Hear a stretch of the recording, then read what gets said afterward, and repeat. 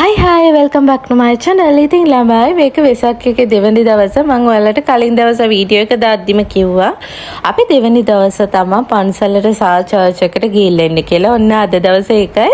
ඉතින් බබාව ස්කූල් යවන්න කලින් අපි දේ කරමු කියලා ප්ලෑන් කරා. මොකද අපිව ආරක්ෂා කරන්නේ අපේ දෙවියන් වහන්සේ සහ බුදුන් වහන්සේ කියලා අපි බිලීව් කරනවා. ඒ නිසා බබාවත් බාර දීලා ඔප්පු කරලා එයා වෙනුවෙන් යාඥාවක් කරලා ඉතින් එයාව ස්කූල් යවමු කියලා ඔන්න මේක පල්ලෙවත්ත පැත්ත හරිම ආසයි. මම මේ පැත්ත බලද්දි මගේ පුංචි කාලේ මතකයේ ටික ආයෙ එනවා. ඉතින් මොකද අපි මේ ගඟේ නාලා තියෙනවා ළමයි. දැන් තමයි නාන්න බැරි. ඉස්සරහ එහෙම නෙවෙයි. හරිම පිරිසුදු වතුර.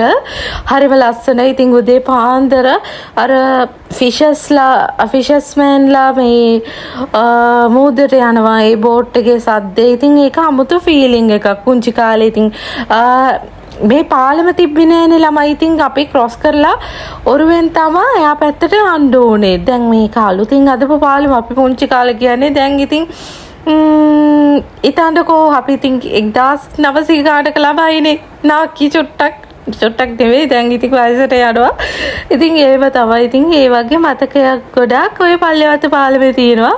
ඉතින් ඇත්තටම අපි ප්ලෑන් කරේ ගෙවල් ගාව තියෙන පන්සලට යන්න ඕනේ කියලා. ඒ වුණාට මගේ හස්බන්ඩ් ඉන්නවනේ. එයා සඩුන් ගුඩුන් ගාලා තීරණය ගන්න මිනිස්සෙක්නේ.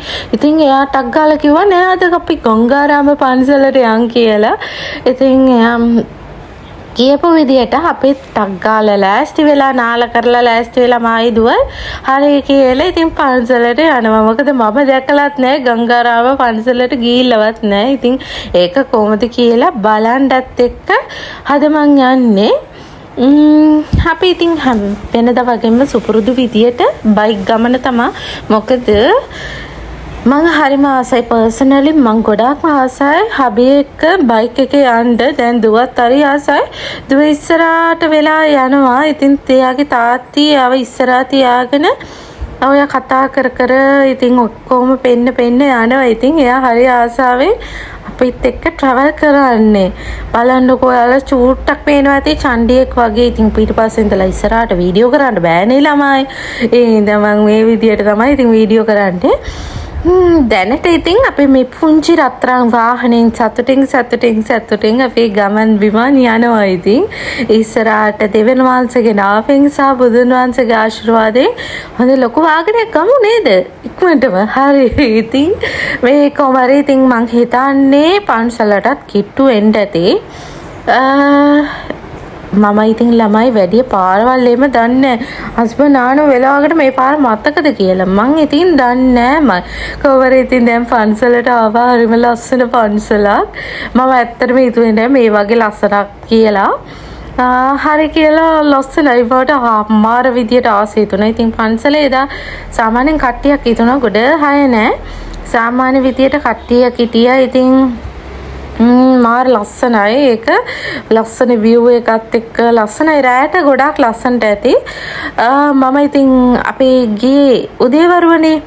උදේ කියන්නේ සාමාන්‍යයෙන් දවල් වරුව වගේනේ. ඉතින් මේ ඒ වෙලාවට ගත්තු වීඩියෝ එක තමයි රැයට ලස්සනයි ළමයි. ඉතින් ඇතුලේ මං බුදුන් වන්දින එක ඔක්කොම වීඩියෝ ගත්තේ නැහැ. මොකද අපි පන්සලට ගියොත් හරි චර්ච් එකට ගියොත් හරි ඒකට ගෞරව කරලා ඒකට මුල් තැන දෙන්න ඕනේ. යාඥා කරන එකයි ඉතින් බුදුන් වන්දින එකයි මං වීඩියෝ කරලා දාන්න ගියේ නෑ. ඔන්න මේ ටික ඉතින් බැලුවා මේ මොකද්ද මේ හાર્ට් එක කියලා මම එකින් එක චුට්ටක් ඉතින් බැලුවා. ඉතින් මං හાર્ටිස්ට් කෙනෙක් නෙවෙයි. ඒ වුණාට ඉතින් ඒ වගේනේ ඉතින් චුට්ටක් මේ බැලුවා. ඉතින් ආපු එකට තේරුමකුත් දෙපේ නේද? මොකටද ගංගාරාම පන්සලට ආවේ? ඒකට තේරුමක් ගන්න දෙපේ. එහෙනම් මං වටපිටාව බැලුවා. අපේ චූටු මැලිකනම් ඔක්කොම අදින්න කරන්නමයි බලන්නේ. එයා හරිම දඟයි. හරිම දඟයි කියන්නේ මාරම විදියට දඟයි. මාර ඇක්ටිව්. ඉතින් එයා නටනට එයා හරිම සතුටින් මේ දේ එන්ජොයි කරනවා. ඉතින් මාරම හැපි එයා. සාමාන්‍යයෙන් එයාව හෙළියට එක්කන් යනවා. අපි හරි අඩුයි ළමයි. බොරු කියන්න ඕනේ නැහනේ. එළියට එක්කන් ගියාම එයා හරිම සතුටින් ඉන්නේ.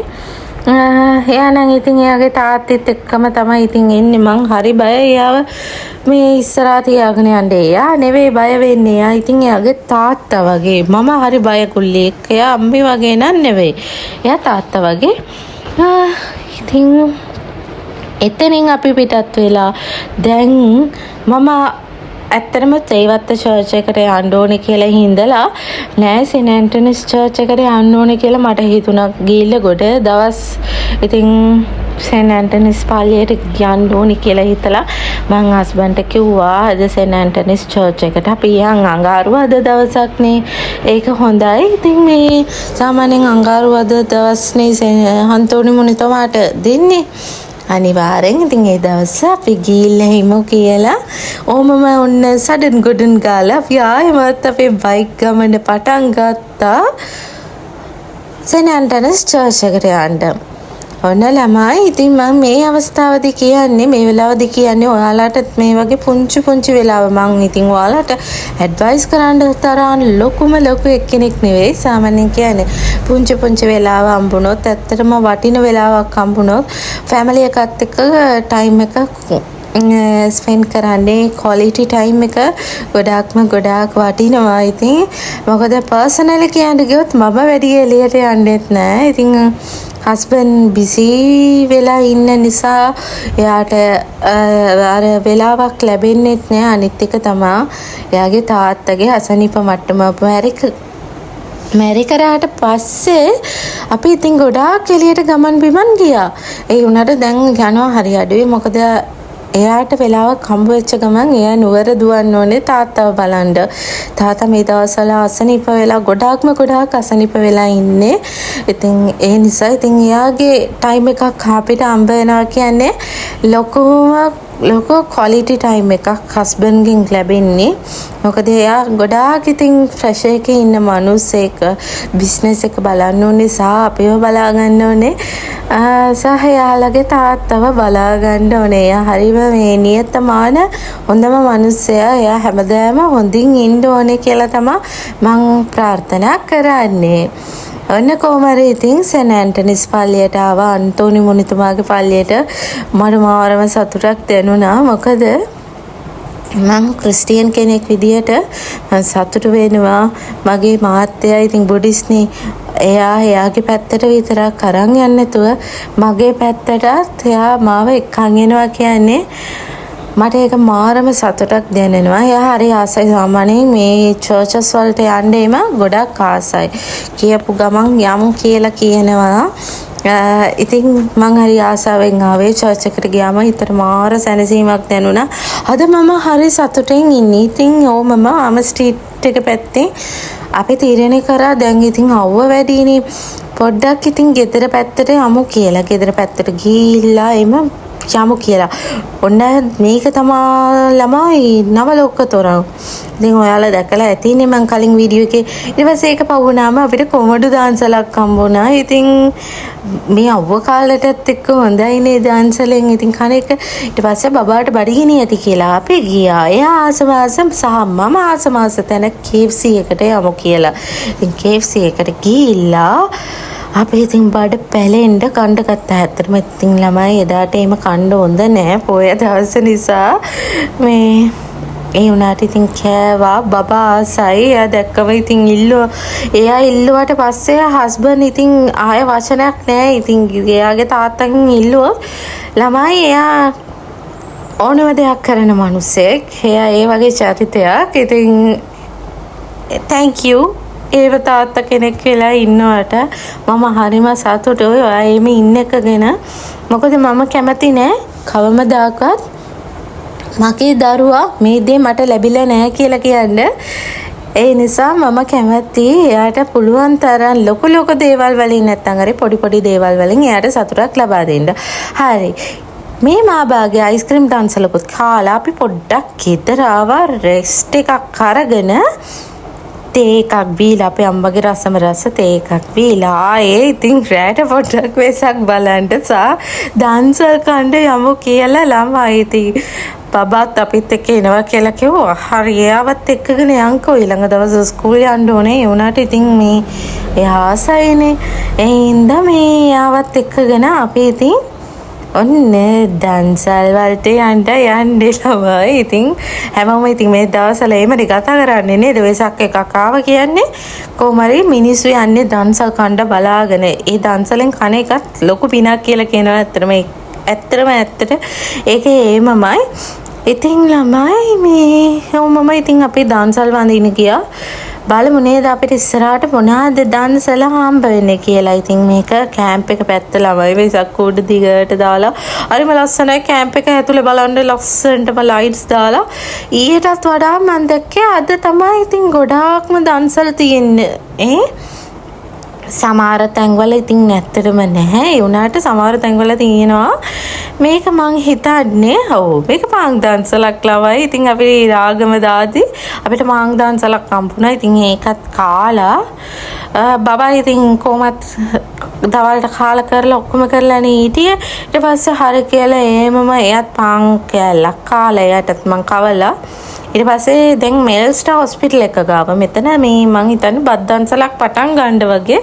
ඒ වුණාට එතන අපි හිටියේ ගොඩාක් සෙනග ළමයි. ඉතින් බබාව තියාගෙන ඔච්චර වෙලා කොහොමත් ඉන්න මේක මෙල්ස්ටා ගෲප් එකෙන් දෙන දන්සලක් වෙන්න ඕන. ලස්සනටම සරසලා බලන්නකෝ ක්‍රැකර්ස් දාලා චූනි මැනික චුට්ටක් ක්‍රැකර්ස් වලට බයත් වුණා ඒ වෙලාවදී. ඊට පස්සේ ළමයි ඔයාලා පිළිගන්න මං අද තමයි හස්බන්ඩ්ට කිව්වේ මට බෙලිබල් දන්සලකුයි මේ සව්කැන්ද දන්සලකුත් හම්බුණා නම් හොඳයි කියලා. ඒකත් මට හම්බුණා. ඉතින් බබා ඒක බීලා නිදාගත්ත කියනකො ළමයි ආයෙත් ඉතින් එයාව දාලා අපි ගෙදරට දාලා අපි ආයෙත් ඉතින් දන්සල් වඳින්න යනවා. මායි හස්බන්ඩ්ුයි ඉතින් කොහමරි අපිට අපේ පාරෙන් ඉස්සරහා පාරේ අපිට හම්බුණා පොඩි මේකක් මේ දන්සලක්. එතන ඉඳලා කණ්ඩ ගියේ. එතන තිබ්බා කාබතොයි සින්සම් බෝලේ පාරිප්පු පාපඩම් මිරිස් දාලා හොඳට මේක කරලා තිබ්බා ළමයි මාරම රහයි. අපෝ ඒ රස නම් කටින් කියන්නත් බැහැ. මං කලින් දවසේ කාපු බත් වගේ මේක වෙනස්ම රසක්. ඉතින් හරිම රහයි. ඉතින් එතනින් අපි පිටත් වෙලා එහෙමම චුට්ටක් කොළඹ පැත්තට යන්න බැලුවේ.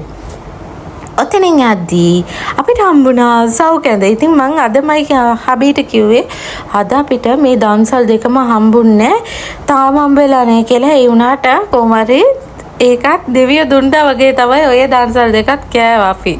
කොහොම හරි ඒකත් කාලා ඔන්න ළමයි. ඉතින් මට ඇත්තටම ළමයි මේ යත්ති තමයි පාරවල් මතක් වෙන්නේ. අපි දැන් මේ පාරනේ ඉන්නේ කියලා. ටක් ගාලා මට මීටර් වෙන්නේ ළමයි පාරක්. මේ හස්බන්ඩ් නිතරම ආනවා ඇයි ඔයා ඔච්චර පාර දන්නේ නැත්තේ කියලා.